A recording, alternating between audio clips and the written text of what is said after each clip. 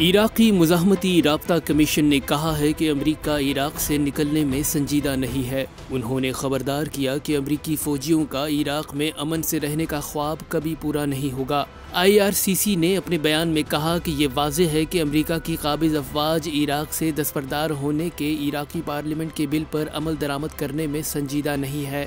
خیال رہے کہ 3 جنوری 2020 کو عراقی پارلیمنٹ نے ایک بل پاس کیا تھا جس کے تحت عراقی حکومت سے مطالبہ کیا گیا تھا کہ وہ ملک میں غیر ملکی افواج کی موجودگی کو ختم کرے۔